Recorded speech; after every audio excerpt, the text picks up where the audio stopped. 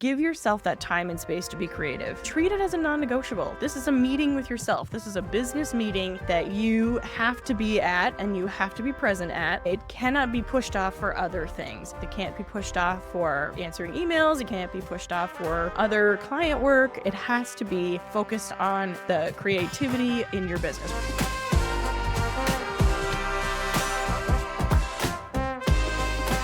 Welcome to the Process to Profit podcast, where I dig into the key strategies that build successful service-based businesses.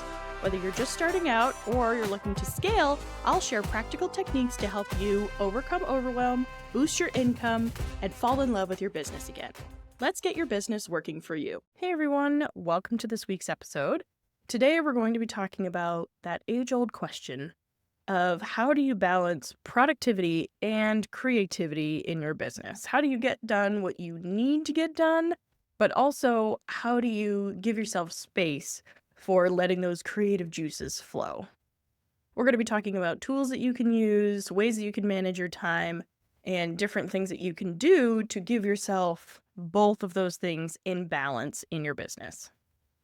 When I first started my business, I really struggled with this. I really had a hard time figuring out how do I do all the things that I have to do, but also leave time for that creativity, that, deep thinking that really makes a difference in your business.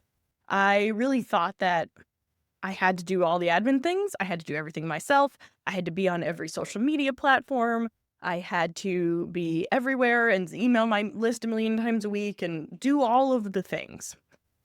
And by doing all of the things, since I was also still working a full-time job, that really didn't leave time for me in my business to think more deeply, to think more creatively, to think outside the box and think, what else could I be doing that would make a bigger impact in my business, that I would enjoy more, that might, give me new ideas and new things that I could be doing instead of the same old that everyone else was already doing. And the result was that my business didn't really grow.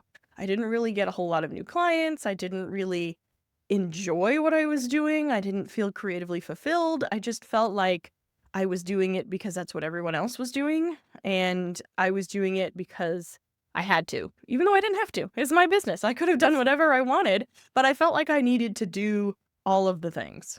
It almost led to me quitting my business altogether because I'm thinking, if this is what running my own business is like, then why am I doing it? Why am I doing it just to do a bunch of admin stuff that I don't enjoy, that doesn't light me up inside? I'm making okay money, but I could be having a lot less stress making the same money at a job working for someone else. So I took a step back. I used some of the tools and techniques we're going to talk about today and figured out how I can balance all of the things I sort of have to do versus all of the things that I want to do and enjoy doing in my business.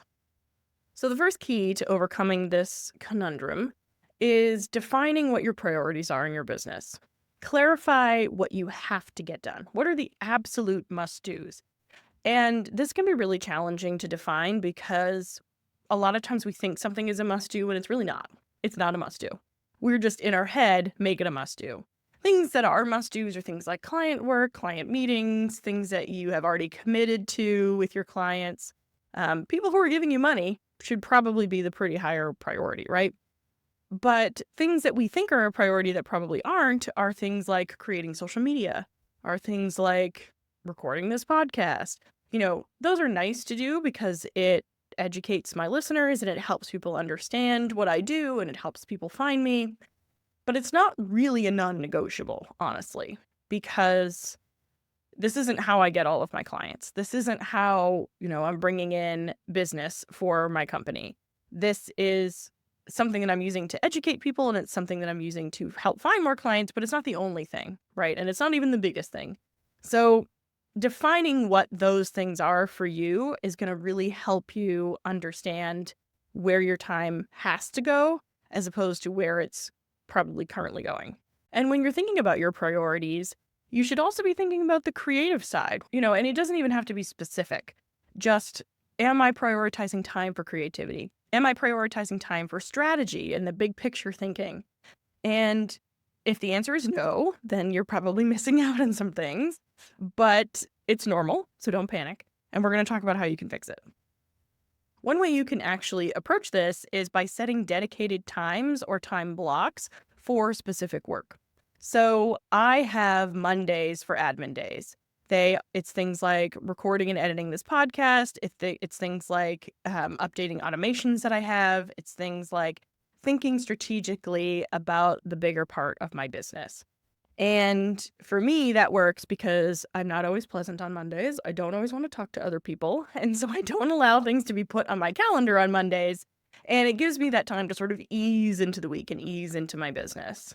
Tuesdays are for client work and also for like networking meetings. Basically, anywhere where I have to interact with another human is done on Tuesdays and Thursdays, because then I only have to do my makeup 2 days a week unless I'm recording a podcast. And I only have to focus on those things. I only have to focus on talking to other people and absorbing their stories and their information, potentially helping them if they're clients. And I don't have to think about anything else, strategically, creatively, otherwise. So those are Tuesdays and Thursdays. And then Wednesdays are more creative work. It's more thinking bigger picture around what I want my business to look like. What other strategies do I need to implement? What other products or services could I potentially offer? It's sort of more wide open and less strictly planned than my Monday, Tuesdays, and Thursdays. And it gives me that flexibility to say, oh, I have this thing that I really have to get done. Maybe the podcast episode is due and I haven't edited it yet. So I have that time on Wednesdays to do that. Or it gives me that time to think, oh, maybe I want to do a new lead magnet, or maybe I want to think about different series for my podcast episodes, or maybe I want to be more creative with my editing for the video versions of my podcast. By not planning out my Wednesdays as much and by saving Mondays for all the admin work and Tuesdays and Thursdays for the client-facing work, that gives me that freedom to use Wednesdays for the more creative things and the things that can't necessarily be structured and can't necessarily be planned for. But it gives me that opportunity and that space to think about those things.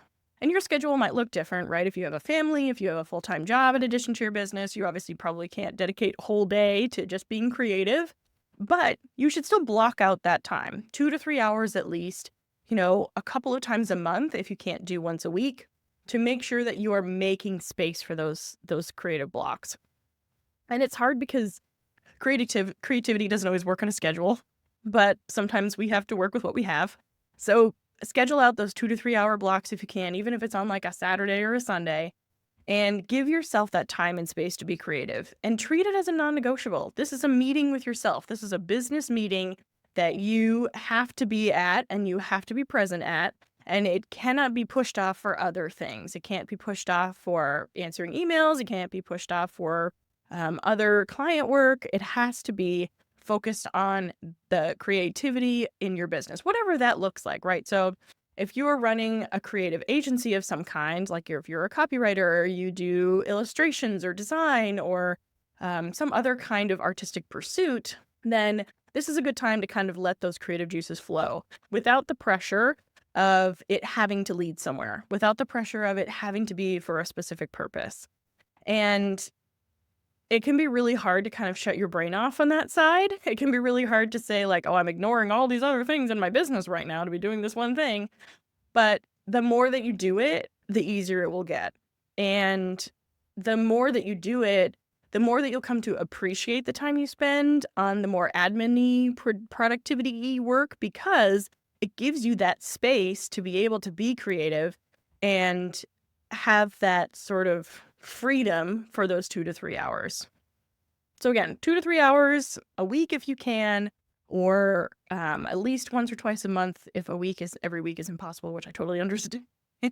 But treat it as a non-negotiable. Put it on your calendar. Don't let anyone schedule over it or move it. Make sure that it is set in stone for you.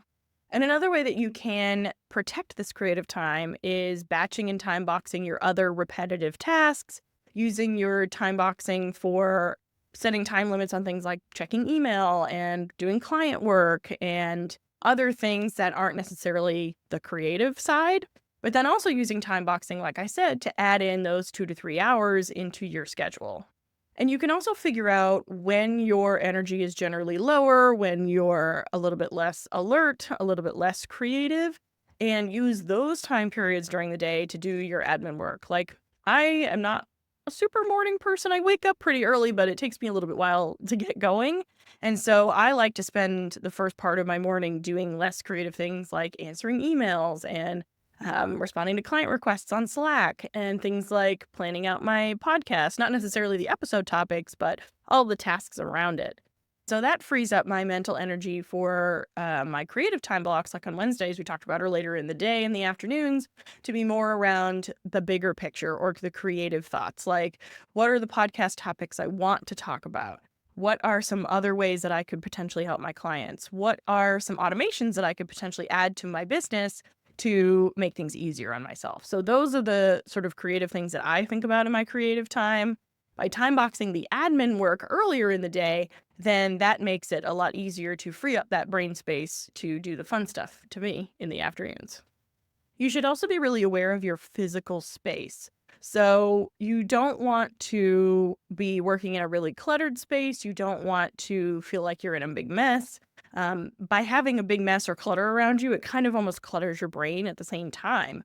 So by taking a few minutes to kind of tidy up your workspace, tidy up the area that you're working in, that can give you more mental freedom to be more creative. It also is important to keep your digital space organized in the same way. So, don't have a lot of files on your desktop. Keeping your folders organized, keeping everything sort of in a way that is easy to get to, is consistent, and is standardized, that can also help clear up that mental clutter and leave you more space for creativity.